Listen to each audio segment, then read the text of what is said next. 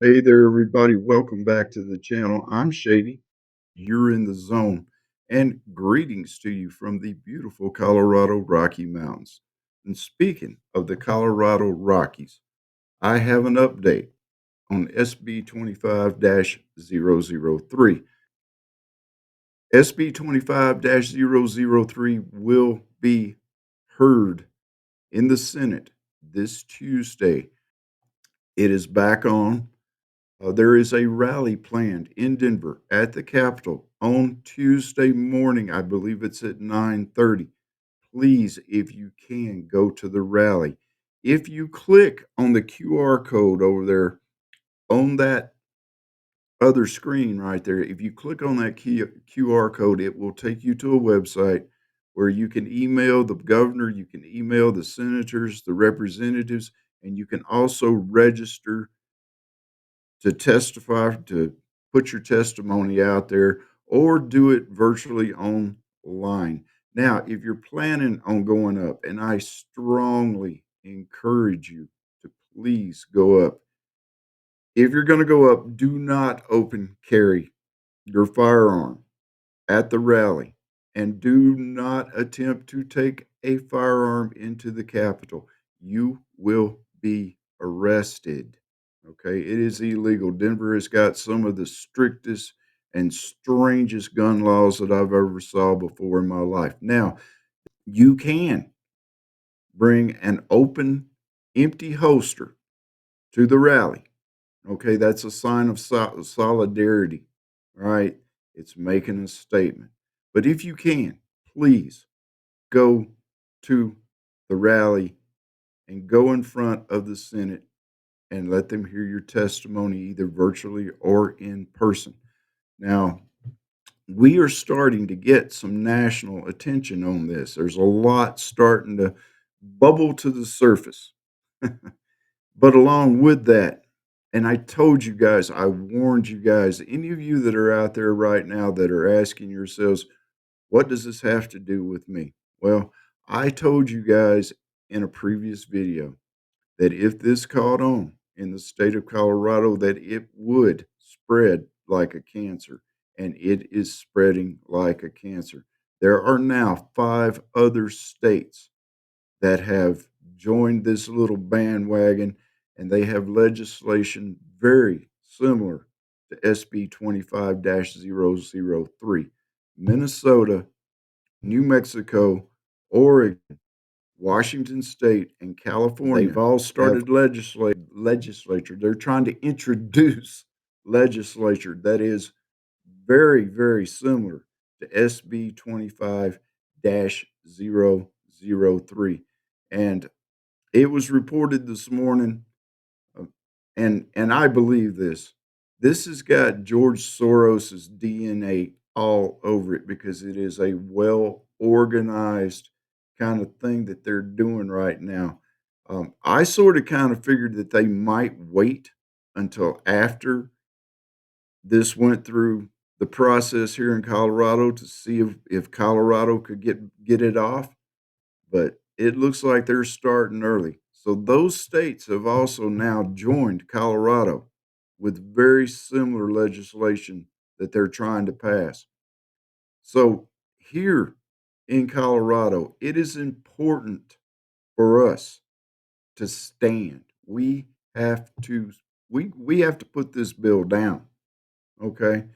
And if we have to threaten recalls on these senators and things like that, then that's what we have to do. But listen, one of the things that they're doing right now here in Colorado, one of the slimy little things that Jared Polis, the governor, is pulling right now is he is trying to shift the financial responsibility of this bill to get it started because they don't have the money to get this started. He's trying to shift it to Colorado Parks and Wildlife. They're calling it a, gee, I can't remember what the heck they said they were calling it now, but he's trying to get Colorado Parks and Wild an enterprise. He's saying that this is an enterprise, and he's trying to shuffle it over to Colorado Parks and Wildlife.